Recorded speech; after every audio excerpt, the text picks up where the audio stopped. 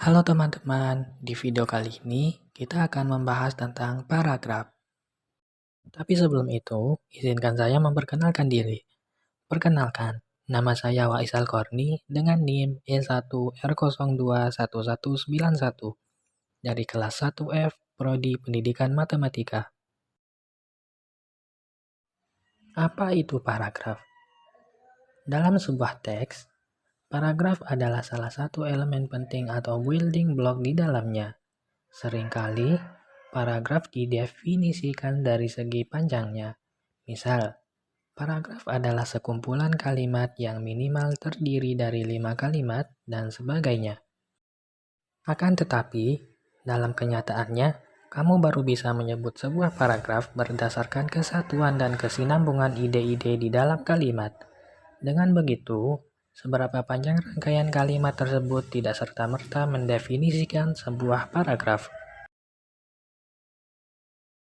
Menurut KBBI, paragraf adalah bagian bab dalam suatu karangan yang biasanya mengandung satu ide pokok dan penulisannya dimulai dengan garis baru. Paragraf sering juga disebut sebagai alinea, yaitu sekumpulan kalimat yang saling berkaitan antara kalimat yang satu dengan kalimat yang lain.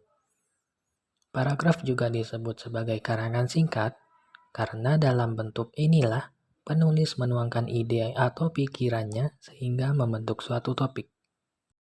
Apa saja syarat paragraf sehingga bisa dikatakan paragraf yang baik? Paragraf yang baik memiliki 5 syarat, yaitu kesatuan paragraf, kepaduan paragraf, kelengkapan dan ketuntasan, keruntutan, dan yang terakhir adalah konsisten. Kesatuan paragraf. Kesatuan paragraf merupakan hal yang paling penting.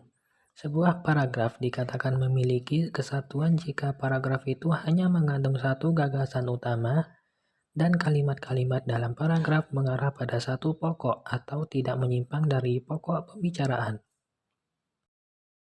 Sebelum lanjut, kita bahas dulu ya apa itu ide pokok. Ide pokok adalah gambaran keseluruhan dari sebuah paragraf.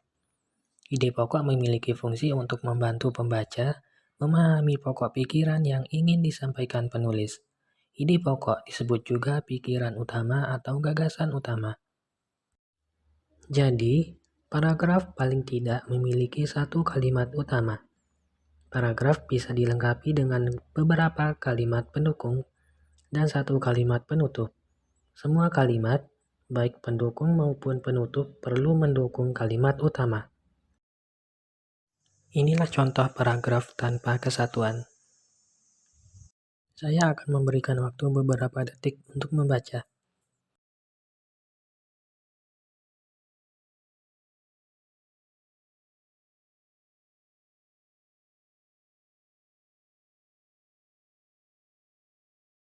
Sebuah paragraf dikatakan memiliki kepaduan jika terdapat keserasian hubungan antar kalimat dalam paragraf.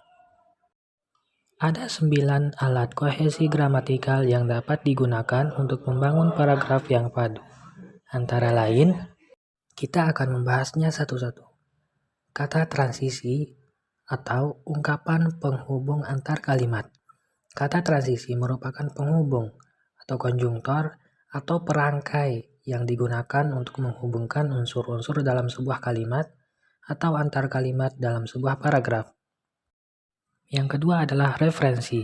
Referensi atau pengacuan merupakan hubungan antara reference dengan lambang yang dipakai untuk mewakilinya. Yang ketiga adalah substitusi. Substitusi atau penyulihan adalah penggantian konstituen dengan menggunakan kata yang maknanya sama sekali berbeda dengan kata yang diacunya. Yang keempat adalah elipsis. Elipsis atau pelesapan merupakan pelesapan unsur bahasa yang maknanya telah diketahui sebelumnya berdasarkan konteksnya. Yang kelima adalah sinonim. Kesinoniman berarti bahwa dua butir leksikal memiliki makna yang hampir sama atau mirip. Sinonim dapat juga dikatakan sebagai ungkapan, baik berupa kata, frasa, maupun kalimat, yang maknanya kurang lebih sama dengan makna ungkapan lain. Yang keenam adalah antonim.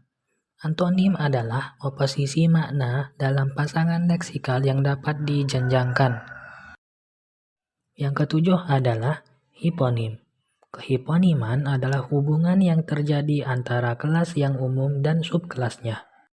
Yang kedelapan adalah kemeroniman. Kemeroniman merupakan konsep yang mengacu pada hubungan bagian seluruh. Yang kesembilan adalah repetisi perulangan.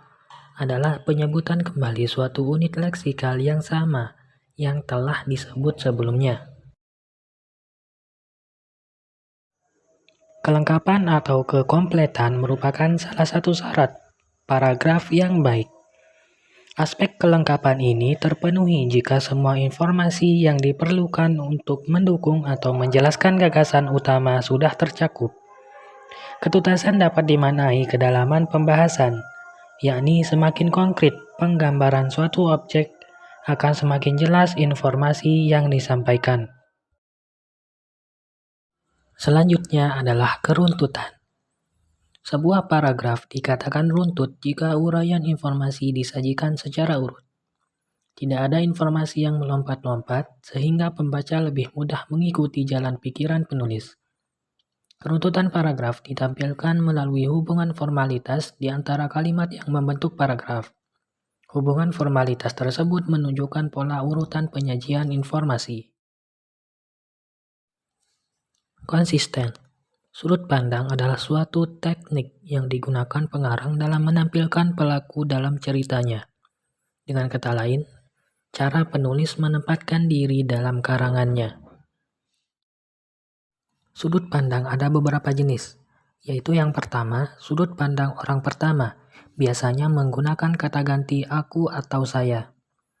Yang kedua adalah sudut pandang orang ketiga, biasanya menggunakan kata ganti orang ketiga, seperti dia atau nama orang yang menjadi tokoh dalam cerita. Yang ketiga adalah sudut pandang pengamat menempatkan penulis sebagai pengamat serba tahu dalam bertindak, seolah-olah mengetahui segala tingkah laku dan peristiwa yang akan dialami tokoh. Yang keempat adalah sudut pandang campuran, merupakan kombinasi antara sudut pandang orang pertama dan pengamat. Baiklah, kita akan melanjutkan ke jenis paragraf. Paragraf ada 5 macam. Yang pertama adalah paragraf deduktif. Merupakan jenis paragraf yang memiliki ide pokok pada awal paragraf, kemudian diikuti oleh kalimat-kalimat penjelas untuk mendukung ide pokok.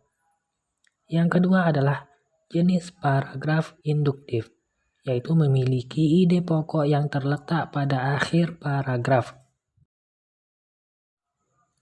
Yang ketiga adalah paragraf campuran deduktif dan induktif, merupakan kombinasi dari dua metode paragraf, sehingga gagasan atau ide utamanya terletak pada bagian awal dan akhir paragraf. Meskipun ada 2 kali pemunculan topik, hal itu bukan berarti gagasan utamanya ada 2. Adanya 2 kalimat topik itu hanya merupakan bentuk pengulangan gagasan utama untuk mempertegas informasi. Yang keempat adalah paragraf ineratif, merupakan paragraf yang memiliki ide pokok di tengah-tengah paragraf. Paragraf ini diawali dengan kalimat-kalimat penjelas sebagai pengantar, kemudian diikuti gagasan utama, dan ditambahkan lagi kalimat-kalimat penjelas untuk menguatkan atau mempertegas informasi. Yang kelima adalah paragraf menyebar. Paragraf ini memiliki ide pokok menyebar dan tidak memiliki kalimat utama. Baiklah, itu saja yang dapat saya sampaikan. Terima kasih sudah menonton. Sampai ketemu di lain waktu.